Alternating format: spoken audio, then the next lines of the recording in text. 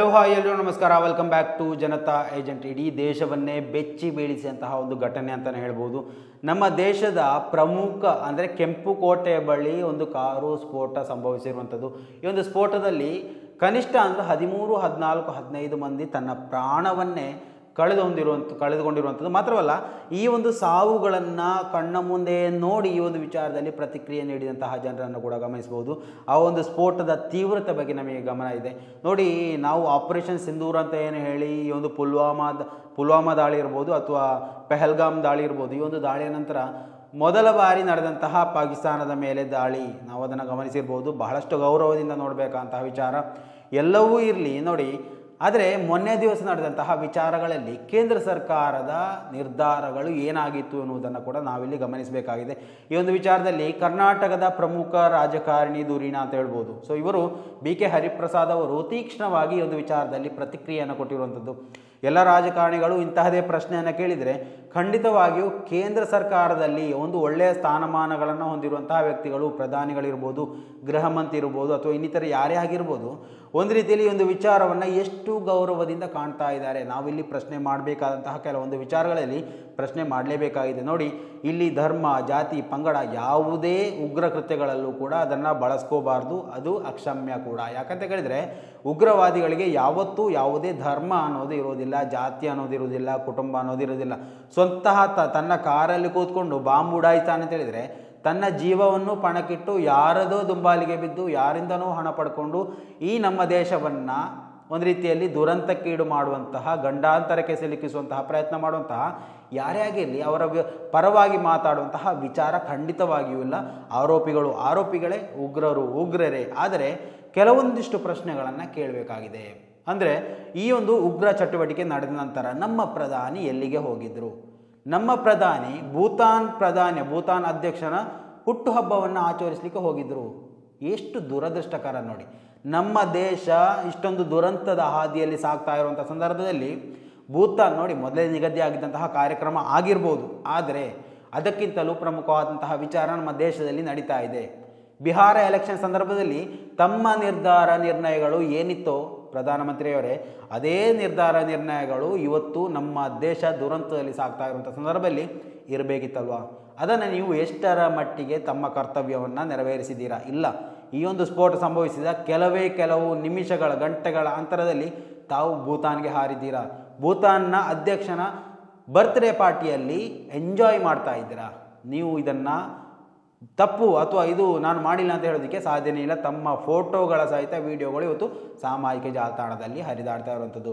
So ಈ ಒಂದು ವಿಚಾರದಲ್ಲಿ ಹೆಚ್ಚಿನ ರಾಜಕಾರಣಿಗಳು ಪ್ರತಿಕ್ರಿಯೆ ನೀಡಿದ್ದನ್ನು ನಾವು ಗಮನಿಸಿಲ್ಲದಿರ್ಬೋದು. ಆದರೆ BK ಹರಿಪ್ರಸಾದ್ ಎನ್ನುವಂತಹ ಈ ಒಂದು ವಿಚಾರ ನೋಡಿ, ಒಂದು ರೀತಿಯಲ್ಲಿ ಭ್ರಷ್ಟಾಚಾರ ಅದು ಇದು ಅಂತ ಬರುವಾಗ ಪ್ರತ್ಯೇಕವಾಗಿ ಕೇಳುವಂತಹ ಕೆಲವೊಂದು ಧ್ವನಿಗಳಲ್ಲಿ BK ಹರಿಪ್ರಸಾದ್ ಅವರ ಧ್ವನಿ ಅದು ಕೂಡ ಒಂದಾಗಿರುತ್ತೆ. ಸೊ ಅದರಿಂದಾಗಿ ಎಸ್ಪೆಷಲಿ ಈ ಒಂದು ಧ್ವನಿಯನ್ನು ನಿಮ್ಮ ಮುಂದೆ ತರುವಂತಹ ಪ್ರಯತ್ನವನ್ನು ಖಂಡಿತವಾಗಿ ಮಾಡಲೇಬೇಕು.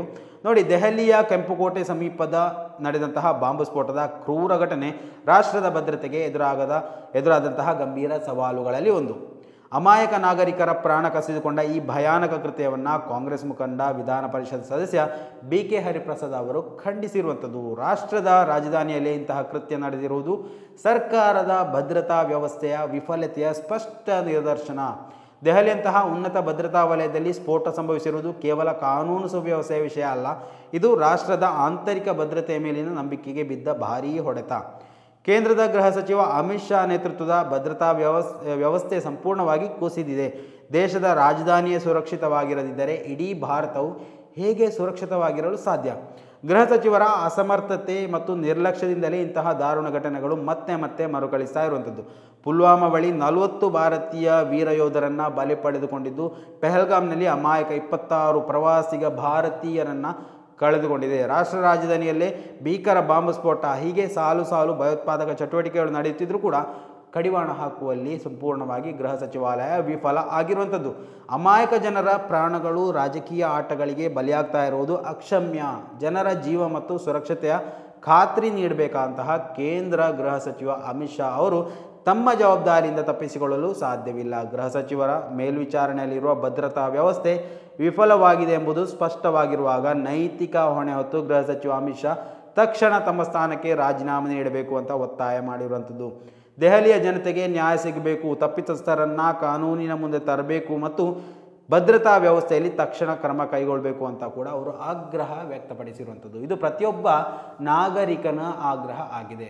ನೋಡಿ, ಒಂದು ಗೃಹ ಸಚಿವಾಲಯ ಅವರ ಆ ಒಂದು ಅಧ್ಯಕ್ಷತೆಯಲ್ಲಿ ನಡೀತಿರುವಂತಹ ಕೆಲವೊಂದು ವಿಚಾರಗಳು, ಅವರ ಅಂಡರಲ್ಲಿ ಬರುವಂತಹ ಕೆಲವೊಂದು ವಿಚಾರಗಳು, ಅದರಲ್ಲಿ ತಪ್ಪು ಆಗಿದೆ ಅಂತ ಇದ್ದರೆ ಖಂಡಿತವಾಗಿಯೂ ಅದರ ಸಂಪೂರ್ಣ ಜವಾಬ್ದಾರರು ಅವರೇ ಆಗಿರ್ತಾರೆ.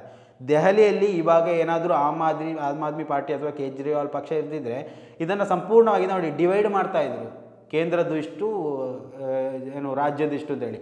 ಇವಾಗ ಅದು ಮಾಡೋದಕ್ಕೆ ಸಾಧ್ಯ ಇಲ್ಲ. BJPಯೇ ಸ್ವತಃ ಅಧಿಕಾರದಲ್ಲಿದೆ, ಕೇಂದ್ರದಲ್ಲೂ ರಾಜಧಾನಿಯಲ್ಲೂ ಕೂಡ. ಸೊ ಅದರಿಂದಾಗಿ ಎಲ್ಲ ಹೊಣೆಯನ್ನು ಕೇಂದ್ರ ಸರ್ಕಾರವೇ ಹೊರಬೇಕೇ ಹೊರತು ಉಗ್ರರನ್ನು, ಆರೋಪಿಗಳನ್ನು ಇದಕ್ಕೆ ನೀವೇ ಹೊಣೆ, ನೀವೇ ಜವಾಬ್ದಾರಿ ಅಂತ ಹೇಳಿ ಬಿಡೋದಕ್ಕೆ ಸಾಧ್ಯ ಆಗುತ್ತಾ ಇಲ್ಲ. ಇದರ ಹೊಣೆ ಹೊತ್ತು ರಾಜಧಾನಿಯಲ್ಲಿ ಅಥವಾ ನಮ್ಮ ಕೇಂದ್ರದಿಂದ ಗೃಹ ಸಚಿವರು ರಾಜೀನಾಮೆ ನೀಡಬೇಕು ಅಂತ ಕೇಳುವುದು ಖಂಡಿತ ತಪ್ಪಾದಂತಹ ನಿರ್ಣಯ, ಖಂಡಿತವಾಗಿಯೂ ಅಲ್ಲ. ಇಂತಹ ಬಿಸಿಯನ್ನು ಮುಟ್ಟಿಸಿದಾಗಲೇ ನೋಡಿ ಜನಸಾಮಾನ್ಯರಾದರೂ ಇಲ್ಲಿ ಉಗ್ರರ ವಿರುದ್ಧವಾಗಿ ಮಾತಾಡ್ತಾ ಹೊರತು ಕೇಂದ್ರ ಸರ್ಕಾರದ ವಿರುದ್ಧವಾಗಿ, ಈ ಒಂದು ಅನಾಚಾರದ ವಿರುದ್ಧವಾಗಿ ಅಥವಾ ಈ ಒಂದು ವಿಚಾರದಲ್ಲಿ ಈ ಒಂದು ಕಳಪೆ ನೋಡಿ, ಒಂದು ರೀತಿಯಲ್ಲಿ ನಮ್ಮ ಮಿಲಿಟರಿ ವ್ಯವಸ್ಥೆ ಅಂತ ಹೇಳಿದರೆ ಅದು ಅಷ್ಟೊಂದು ಸಣ್ಣ, ಅಷ್ಟು ಪುಕ್ಸಟ್ಟಾಗಿ ತೆಗೆದುಕೊಳ್ಳುವಂತಹ ವಿಚಾರ ಖಂಡಿತ ಅಲ್ಲ.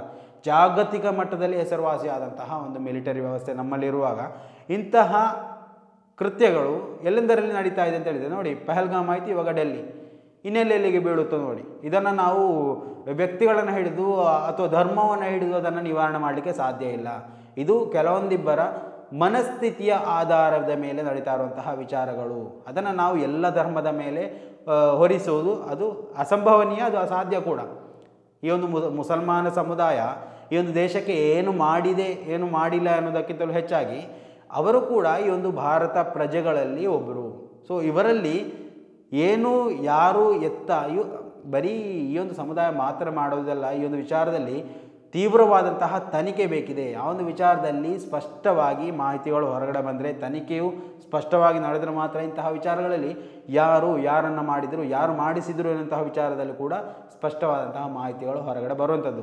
ಸೊ ಇಲ್ಲಿ ಎಲ್ಲಿಂದ ಆರೋಪಗಳು ಬರ್ತಾ ಇದೆ, ಎಲ್ಲಿ ಅಪರಾಧಗಳು ನಡೆದಿದೆ ಅಥವಾ ಇದಕ್ಕೆ ಕಾರಣಕರ್ತರು ಯಾರು, ಇದರ ಹಿನ್ನೆಲೆ ಏನು, ಎಲ್ಲವನ್ನು ಸೂಕ್ತವಾಗಿ ತನಿಖೆ ಮಾಡುವುದನ್ನು ಅದು ಮಾಡಲೇಬೇಕಾಗುತ್ತೆ. ಆದರೆ ಇಂತಹ ವಿಚಾರಗಳು ನಡೀಲೇಬಾರ್ದು ಅಂತಿದ್ರೆ ಯಾವ ಕ್ರಮಗಳು ಕೈಗೊಳ್ಳಬೇಕು ಅದನ್ನು ಇವತ್ತು ಕೇಂದ್ರ ಸರ್ಕಾರ ಮಾಡಲೇಬೇಕಾಗಿದೆ. ಸ್ನೇಹಿತರೆ, ದಯವಿಟ್ಟು ನಿಮ್ಮ ಅಭಿಪ್ರಾಯಗಳನ್ನು ಕೂಡ ಕಮೆಂಟ್ ಮಾಡಿ. ಮುಂದಿನ ಮಾಹಿತಿಯೊಂದಿಗೆ ಮತ್ತೆ ಭೇಟಿಯಾಗೋಣ. ಅಲ್ಲಿವರೆಗೂ ನಮಸ್ಕಾರ.